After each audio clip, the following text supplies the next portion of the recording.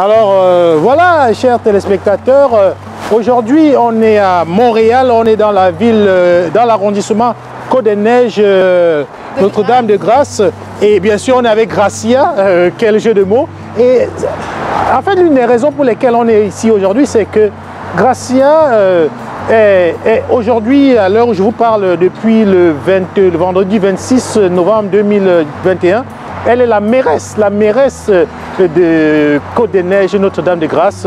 Et c'est la première, rendez-vous bien compte, c'est la toute première mairesse noire, bien sûr, la toute première mairesse noire ici. Et c'est vraiment quelque chose qui sort de l'ordinaire.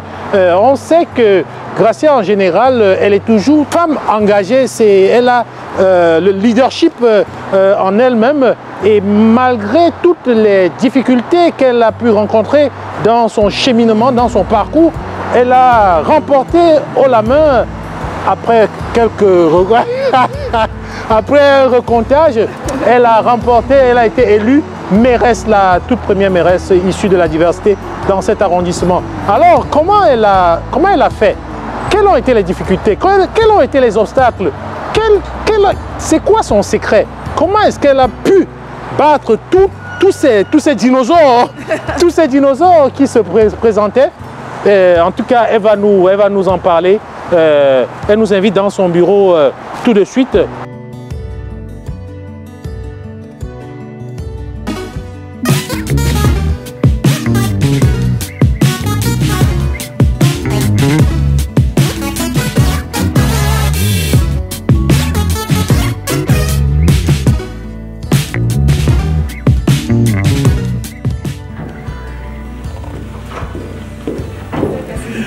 Alors on se retrouve au bureau de Madame Gracia Kazoki-Katawa, la mairesse, qui nous reçoit dans ses bureaux. Merci de nous recevoir, Madame Gracia.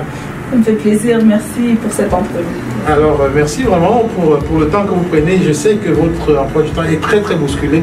Cependant, nos web spectateurs ont vraiment besoin de mieux vous connaître un tout petit peu dans votre nouveau rôle et mieux comprendre qu'est-ce qui vous a vraiment le plus motivé. Pour commencer, comment vous vous sentez? Écoutez, je vais très bien, malgré les circonstances en fait qui peuvent être très difficiles, mais je vais bien. Je suis très contente du nouveau rôle que j'ai à jouer, et puis je me sens vraiment dans mon élément en fait, et je suis très heureuse de pouvoir servir les gens de Côte-des-Neiges. On sait que le 26 novembre, c'était un vendredi, le 26 novembre 2021, sera vraiment une date qui va rester gravée dans votre esprit. Pourquoi? Parce que je pense que c'est la date où on vous a sermenté. Ma première question, est-ce que le jour du recomptage, vous aviez peur?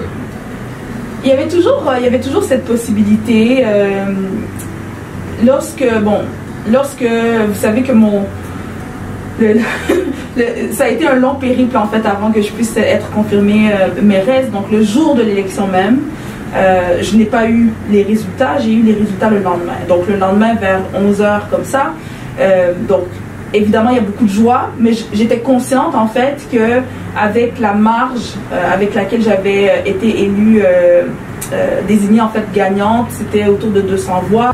Je savais que en fait, M. Pérez, la deuxième personne finalement à avoir obtenu le plus de voix, allait probablement faire le recomptage. Toutefois, ça a pris un certain temps, ça a pris une semaine en fait avant que cette personne se manifeste. Donc, je crois que pendant cette semaine, je suis passée par différentes émotions, parce qu'on se demande est-ce qu'on doit commencer à se préparer ou au contraire, si on se prépare et puis finalement le résultat est renversé, ça sera une grande déception. Donc voilà, tout ça pour dire que lorsque le toit a été confirmé, c'était un grand soulagement.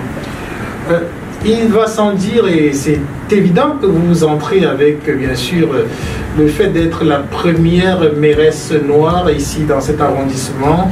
Comment vous percevez cela? Est-ce que vous êtes à l'aise avec ça? Est-ce que vous sentez un sentiment de joie? Quel sentiment c'est que vous avez? Mais c'est certain que je suis extrêmement fière, en fait, d'abord d'avoir pu devenir la mairesse d'un arrondissement comme celui de Côte-des-Neiges, qui est le plus grand arrondissement de la ville de Montréal, qui a une population aussi grande que la ville de Sherbrooke. Donc c'est une très grande fierté. D'être la première femme noire élue mairesse d'un arrondissement à Montréal aussi, c'est c'est une fierté, mais j'espère surtout que c'est un élément qui va inspirer d'autres personnes. Peu importe d'où ces personnes viennent, que ce soit des hommes, des femmes, donc j'espère que tout le monde pourra se rendre compte qu'en fait c'est possible. C'est possible qu'une personne qui me ressemble finalement devienne mairesse d'un arrondissement comme celui-ci.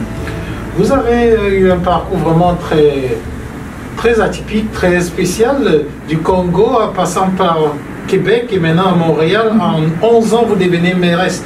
Quel est votre secret? Mon Dieu, est-ce qu'il y a un secret même? Je crois pas qu'il y ait de secret. Et puis ce n'était pas quelque chose qui était planifié pour ma part.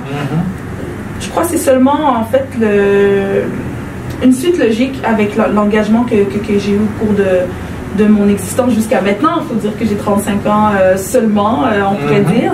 Sauf que c'est sûr que lorsque je suis arrivée à Québec à l'âge de 3 ans, donc à la fin des années 80, je suis arrivée, j'ai grandi auprès de parents qui sont des personnes très engagées. Donc des Québécois d'origine congolaise qui se sont très rapidement intégrés, qui ont toujours été aussi des personnes qui exerçaient du leadership dans la communauté congolaise à Québec, dans la communauté africaine en général. C'est-à-dire, en tant qu'immigrants, notre porte à la maison, en fait, était toujours ouverte pour toute personne. Et mes parents ont pu peut-être mentorer, coacher certaines familles lorsqu'elles arrivaient ici au Canada. Donc, ils ont été impliqués, que ce soit dans la communauté congolaise ou à l'extérieur. Donc, j'ai grandi avec cet exemple, en fait. Et pour moi, bon, lorsque j'ai eu à faire mon choix de carrière, c'était clair dans mon esprit que je devais être une personne engagée, c'est-à-dire que je ne me voyais pas exercer un rôle au quotidien qui ne contribue pas à améliorer la vie des gens autour de moi de façon très concrète. Donc voilà, je crois que c'est... C'est une suite logique. Exactement. Pourquoi vous êtes vraiment parti de Québec? Quelle est votre lecture de Québec, de la vie en communauté à Québec? En fait, c'est pas la vie en communauté à Québec qui m'a fait quitter la ville, c'est vraiment la volonté de voir quelque chose de différent. C'est-à-dire que moi, j'ai grandi à Sainte-Foy, à Québec. J'ai été donc à Rochebelle au secondaire, Cégep Sainte-Foy, à l'Université Laval. Et j'ai toujours grandi dans un environnement où mon entourage était assez diversifié. Par rapport à Québec, on s'entend, c'était pas nécessairement Montréal, mais mon groupe d'amis, c'est un groupe d'amis de personnes qui viennent d'un peu partout dans le monde. Mais c'est lorsque je suis arrivée dans le monde professionnel, donc en faisant des stages, que je me suis rendu compte qu'en fait, cette diversité, on ne l'avait pas partout dans la ville de Québec. Et j'avais envie vraiment d'évoluer dans un monde professionnel où mes collègues, mes patients venaient de partout dans le monde et qui est un peu plus représentatif de ce qui est la réalité de la diversité mondiale, si je peux dire. Donc, c'est vraiment pour ça que j'ai décidé de quitter, pour cette volonté de voir autre chose, d'avoir un quotidien qui est peut-être plus ouvert sur le monde. Et j'ai été servie en arrivant et en choisissant Côte-des-Neiges, finalement, qui est un des quartiers les plus diversifiés au Canada, en fait. Et puis, l'hôpital juif de Montréal particulièrement. Comment est-ce que vous pouvez expliquer votre intérêt particulier pour la politique municipale? Pourquoi vous n'êtes pas allé plus pour la politique classique pourquoi vous n'avez pas choisi d'être plus député ou encore ministre? En fait, pourquoi la politique municipale? C'est une très bonne question. Vous savez, on m'a sollicité à quelques reprises pour me lancer en politique. Et je dis ça avec vraiment beaucoup d'humilité, c'est-à-dire que je pense que à chaque élection, plusieurs partis politiques, à tous les paliers de gouvernement, cherchent des personnes qui ont un certain leadership dans leur environnement. Et comme j'étais une personne qui était impliquée dans différentes organisations, je crois que les partis politiques percevaient peut-être cette capacité de leadership chez moi. Sauf que j'ai souvent refusé. Je dis ça en souriant sous mon masque parce que j'ai déjà été dans une conférence où on disait que pour qu'une femme se lance en politique, ça peut prendre jusqu'à 7 fois. On doit la solliciter jusqu'à 7 fois en fait avant qu'elle accepte. Et je crois que c'est un peu ce qui est arrivé dans mon cas. Qu'est-ce qui m'a convaincue pour la politique municipale? C'est vrai que à première vue, puisque je suis du milieu de la santé, je pense que les gens se disaient si Gracia se lance en politique, ça sera probablement en politique provinciale ou peut-être fédérale. Sauf que les 2 dernières années, en tant que gestionnaire du réseau de la santé, durant la pandémie, j'ai, si je peux dire, redécouvert le municipal. Je connaissais le municipal de façon théorique, c'est-à-dire que j'ai étudié le niveau municipal à l'université, etc. Sauf que les municipalités ont eu un grand rôle à jouer pour le bien-être de la population durant la pandémie. Je voyais comment comment les différentes institutions collaboraient avec les municipalités, que les municipalités se retrouvaient à faciliter finalement les stratégies pour s'assurer de dépister, par exemple, la population, les stratégies pour vacciner la population, les messages, etc. Donc, ça, c'est un élément. L'autre élément aussi, c'est que j'ai constaté, honnêtement, durant les années au pouvoir de Projet Montréal, l'impact des politiques publiques du niveau municipal, de leur impact sur notre vie au quotidien dans les quartiers. Et voilà, je crois que tous ces éléments m'ont fait comprendre qu'en fait, comme infirmière qui a à cœur le bien-être de la population, le niveau municipal est un niveau qui est très très pertinent en fait pour moi pour pouvoir réaliser cet objectif. Oui, on sait que vous étiez bien sûr dans le milieu à l'hôpital juif, infirmière, ça veut dire que très proche des gens. Maintenant que vous avez gagné les élections, vous avez été élu mairesse, quel est votre sentiment sur les citoyens et citoyennes de Côte-des-Neiges? Mais pour moi... Et sans fausse modestie, comment vous vivez au quotidien votre titre de mairesse? Parce qu'il y en a avec qui vous marchez en tant qu'infirmier aujourd'hui et ils doivent dire ah, Madame la mairesse, comment est-ce que vous vivez ça? Mais écoutez, pour moi, c'est une bonne question parce que comme infirmière, ce qu'on fait au quotidien, finalement, c'est on rencontre de nouvelles personnes au quotidien où on doit rapidement comprendre qui ils sont, qu'est-ce qu'ils souhaitent pour eux-mêmes au niveau de la santé, qui est leur entourage, leur famille, etc. Être en mesure de créer un dialogue et une connexion avec ces personnes-là, cerner leurs problématiques et puis les soutenir pour les aider à se sentir mieux. Absolument. Au final, la politique, c'est aussi ça. Surtout la politique municipale. C'est-à-dire qu'au quotidien, bon, pour l'instant, c'est moins en présentiel, mais je suis en communication avec des citoyens au quotidien, par exemple par courriel ou par téléphone, où on apprend à se connaître assez rapidement, où je dois comprendre en fait leurs problématiques ou leurs besoins, et puis discuter avec eux de la meilleure façon possible d'arriver à améliorer leur qualité de vie. Donc, et puis c'est particulier que j'ai eu à faire ça pendant plus de 10 ans ici dans le quartier, vraiment. Donc les personnes que je soignais, plusieurs venaient de cet arrondissement et je continue à prendre soin d'eux, mais en tant que mairesse. Je rebondis sur ce point d'améliorer la qualité de vie. Oui. Donc on va entrer maintenant dans le cœur des sujets, le cœur de votre présence ici dans ce bureau en tant que mairesse. On sait qu'avec le parti Projet Montréal, Madame Laplante, vous avez des projets, vous avez quelque chose qui vous a poussé à avoir un déclic. Quelle a été cette chose qui vous a poussé à avoir le déclic et quels sont vos grands points? Ou alors, quels sont quel est le vrai projet au cœur de votre présence ici? Et comment vous comptez les embrancher? Il y a tellement d'enjeux ici dans l'arrondissement, mais déjà, quel a été le déclic? J'en ai parlé un peu tout à l'heure. J'ai apprécié comme citoyenne voir les transformations amené par Projet Montréal. Je l'ai apprécié au cours des 4 dernières années. Je l'ai vu, je l'ai remarqué dans mon quotidien, ce changement, en fait, la philosophie d'être une ville à échelle humaine. Donc, ça c'est un élément d'une part. D'autre part, je dois le mentionner, lorsque Projet Montréal a été en mesure d'aller chercher des candidates et candidats issus de la diversité de très grande qualité pour lors de la dernière élection. Et je vous dirais que c'est quelque chose de rassurant. Je le dis parce qu'il y a peut-être des personnes qui nous écoutent, qui pensent à se lancer en politique, qui pensent recruter des personnes issues de la diversité. C'est extrêmement gagnant, c'est extrêmement rassurant pour une personne comme moi que de savoir que je ne serai pas la seule. Parce que c'est un poids énorme qui vient avec le fait d'être la seule. Donc le fait d'avoir des personnes issues de la diversité avec moi dans l'équipe, c'est quelque chose qui a été rassurant pour moi et qui a certainement pesé dans la balance de ma décision de me lancer en politique municipale. Maintenant, ici dans Côte-des-Neiges, Notre-Dame-de-Grâce, les enjeux sont multiples. J'aimerais commencer par l'enjeu en fait, toutes les questions entourant la jeunesse, le soutien qu'on donne à notre jeunesse, l'encadrement qu'on leur donne pour qu'ils puissent devenir vraiment les meilleures versions d'eux-mêmes. Lorsque je suis entrée en poste, un des premiers événements tragiques auxquels j'ai eu à faire face avec la communauté, c'est la mort d'un jeune garçon qui a été poignardé à la sortie de l'école, Janaï Dopoil-Bélé. Et le fait que cela soit arrivé vraiment à mon entrée en poste, pour moi, c'était un message très fort.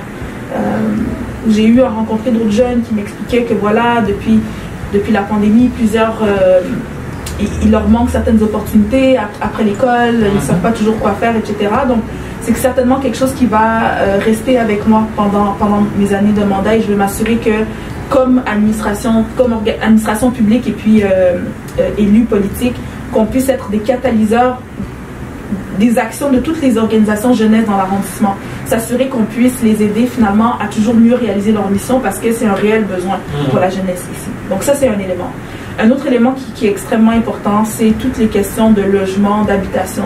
Donc, travailler très fort pour avoir des opportunités de logement abordable, de logement social. Toute la question de salubrité des logements sera extrêmement importante aussi. Et puis, au final, c'est s'assurer qu'on soit un arrondissement qui soit accueillant et qui soit favorable finalement au bien-être des familles en général. Donc je dis ça, c'est très large, mais ça inclut la sécurité, ça inclut nos infrastructures de parcs par exemple, ça inclut toute l'offre de services de loisirs. Donc c'est surtout des éléments sur lesquels on va travailler, les pistes cyclables, les espaces verts, etc. Donc ce sont aussi des aspects sur lesquels on va beaucoup travailler. Merci. On va aborder un autre point. Ce sera le point bien sûr des communautés culturelles. Vu qu'aujourd'hui vous êtes mairesse ici, dans cet arrondissement, et on est très conscient de la politique du Premier ministre qui réduit bien au contraire l'immigration, le taux d'immigration. Comment comptez-vous faire pour pouvoir éventuellement augmenter de votre côté dans cet arrondissement ce taux-là? Vous savez, c'est vraiment des éléments, tout ce qui est l'immigration, c'est des éléments qui sont gérés par le gouvernement provincial et fédéral. Donc, ce n'est pas des éléments sur lesquels moi j'ai des leviers. Le levier que j'ai personnellement, c'est de m'assurer que les immigrants qui arrivent dans l'arrondissement, par exemple, soient accueillis convenablement, de pouvoir qu'ils aient accès justement à ces organismes communautaires qui sont là pour les soutenir, qui soient au courant que ces organismes-là aient les coups des franches en fait pour les soutenir, que je contribue à leur qualité de vie, à leur santé mentale, en s'assurant que les logements soient salubres par exemple. Donc c'est le genre de levier que j'ai. J'ai un levier, j'aurai une influence sur leur quotidien une fois qu'ils seront ici. Et parce que Côte-des-Neiges et NDG comment dire, et le quartier, un des quartiers les plus diversifiés en Amérique du Nord, je le répète, je crois qu'on aura toujours de l'immigration ici. C'est-à-dire que je pense que parce qu'il y a plusieurs communautés culturelles ici, c'est sûr qu'il y a l'Université de Montréal, où aussi il y a beaucoup de personnes ici de l'immigration qui arrivent à l'Université de Montréal. Donc on aura toujours des personnes issues de l'immigration ici dans l'arrondissement. Et voilà, au même titre que je soutiens les citoyennes et citoyens donc, canadiens dans l'arrondissement, je soutiendrai également les personnes issues de l'immigration.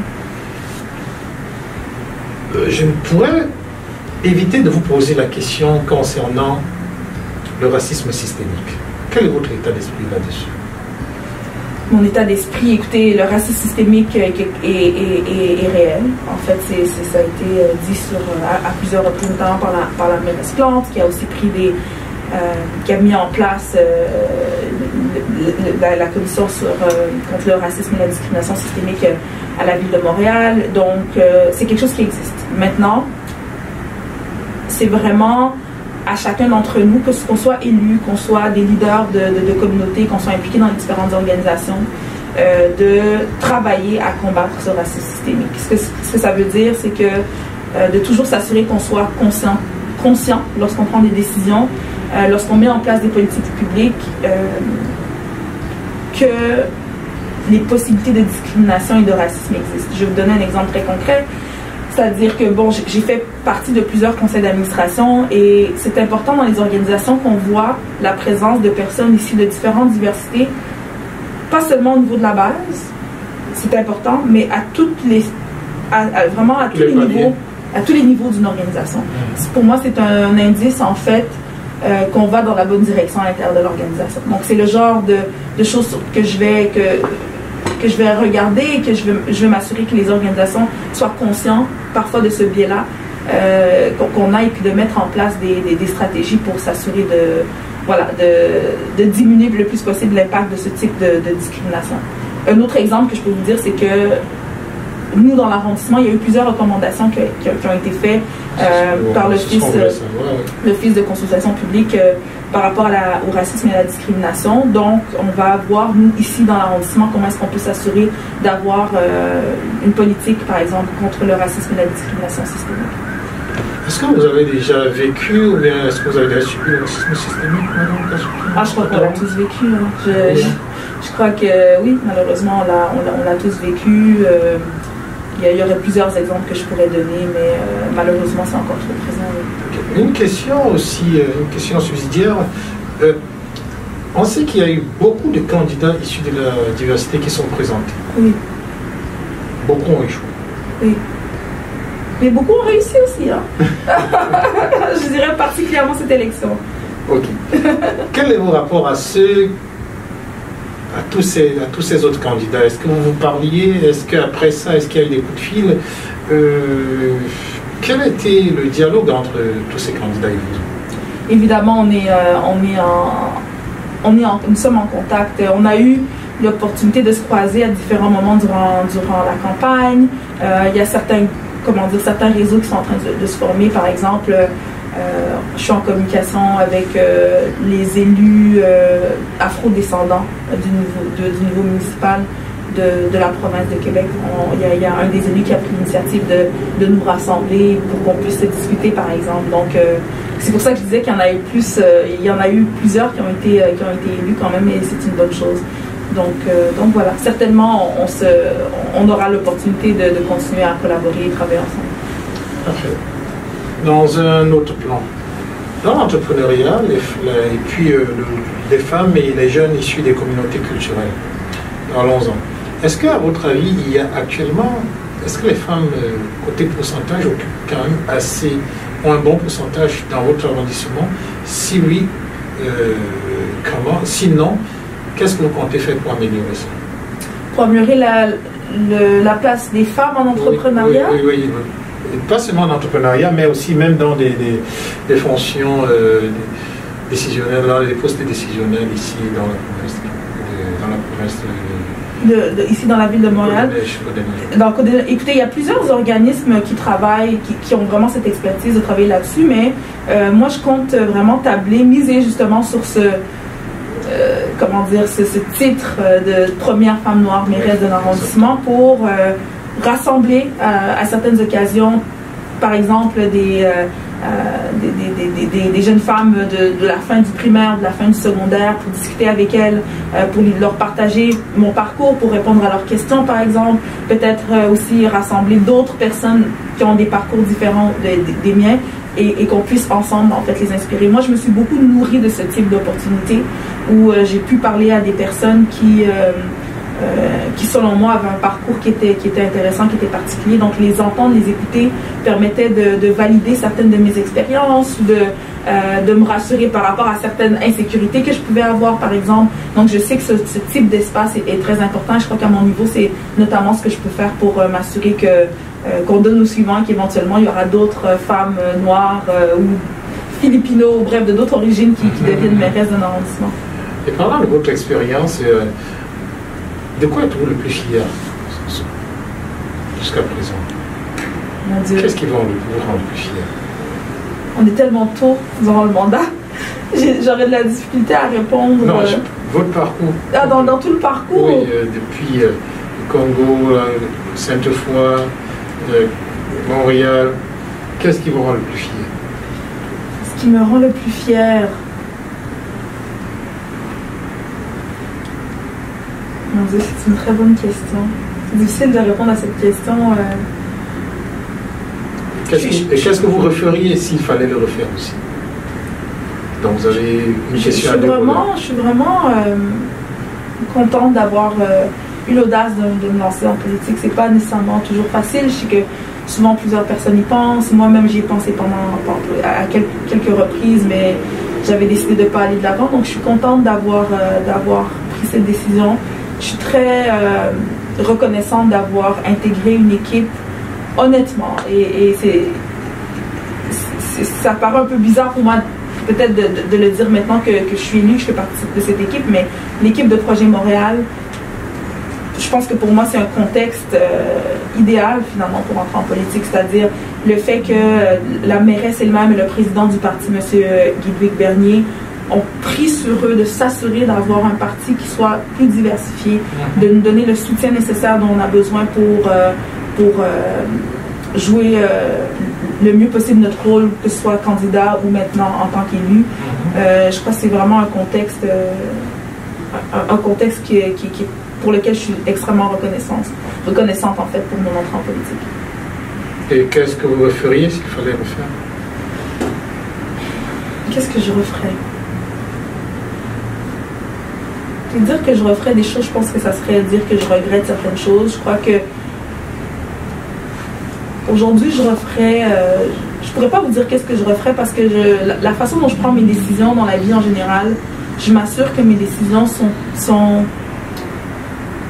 sont liées vraiment à ce que je suis au plus profond de moi-même, à mes valeurs. C'est toujours des décisions souvent que je prends après avoir consulté les personnes de mon entourage qui s'assurent de me recentrer sur qui je suis, d'où je viens. Donc les décisions que j'ai prises jusqu'à maintenant dans ma vie, ce sont des décisions qui ont toujours été alignées à ce que je suis dans la plus authentique version de moi-même, je dirais. Donc oui, il y a eu des difficultés, il y en aura d'autres. Je suis contente d'avoir un entourage qui me soutient énormément pour me permettre de traverser ces moments plus difficiles, mais en général, les décisions que j'ai prises, je suis fière des décisions que j'ai prises jusqu'à maintenant. Comment est la journée typique d'une mairesse et aussi pour votre équipe qui vous accompagne? Comment vous faites pour pouvoir les permettre de travailler en harmonie avec vous? Est-ce qu'il y a parfois des conflits parce que vous êtes une personne issue de la diversité? Est-ce qu'il y a parfois des réfractaires par rapport à votre jeunesse? Comment vous gérez au fil des jours votre nouveau poste? Écoutez, je le gère comme je gère ma vie en général, c'est-à-dire que dans mon quotidien, même avant que je me lance en politique, j'étais donc une jeune femme noire, souvent qui avait certaines responsabilités. Je crois que le secret, c'est de s'assurer de respecter les gens avec qui on travaille, en fait, de traiter les personnes comme on souhaite être traité. Ça a l'air d'être de base, mais c'est ça. Pour moi, dans mon quotidien, c'est important d'être bienveillant avec les personnes avec qui je travaille, que ce soit mon équipe de cabinet, les autres élus ou l'administration publique. C'est quelque chose que je martèle beaucoup à mes équipes. Et donc voilà, ça c'est un élément qui est important et qui, je pense, facilite finalement les différentes collaborations que j'ai jusqu'à maintenant. Je suis en communication constante avec ma directrice de cabinet. C'est vraiment une personne avec qui je discute plusieurs fois par jour et avec qui on réfléchit nos différentes politiques publiques et nos différentes stratégies. Donc tout s'est fait vraiment d'une façon très harmonieuse. Il n'y a pas eu quelques difficultés à prendre votre poste par rapport à votre équipe? Non, vraiment tout se passe très bien. Et tout se passe très bien. Écoutez, je crois que c'est une combinaison du fait que je sois infirmière et donc travailler avec l'humain, c'est ce que je fais depuis le début de ma carrière. J'ai aussi été gestionnaire dans le réseau de la santé pendant la pandémie, ce qui demande d'avoir une capacité d'écoute active, une écoute active particulière pour comprendre et sentir comment vont les gens, comment est-ce qu'on doit les aborder, à quel moment est-ce qu'on peut dire quelque chose ou quand est-ce qu'on doit attendre. Et tout ça, c'est la bienveillance dont je vous parlais tout à l'heure. Je crois que tout ça m'a donné peut-être les habiletés pour m'assurer que ça fonctionne bien. Je ne vous dirais pas qu'il n'y a pas des moments plus difficiles peut-être, ou plus stressants, je pourrais dire. Sauf que, voilà, je pense que la clé, c'est ça. C'est rester bienveillant envers les gens avec qui on collabore. Et aussi bienveillant envers soi-même. C'est-à-dire que lorsque nous, on a peut-être des moments où on se sent moins bien, s'assurer qu'on est en mesure de le communiquer avec les gens de nos équipes ou de nos familles, ou qu'on a un réseau de soutien qui puisse nous aider, nous aussi, à nous sentir bien. Pour les jeunes qui nous écoutent, en tant que mairesse de Côte-des-Neiges, Notre-Dame-de-Grâce, est-ce que vous aurez un message pour celles et ceux, pourquoi pas, qui souhaiteraient un jour être à votre position? Mon message, c'est foncer, oser aller au bout de vos rêves, osez faire des choses qui vous terrifient.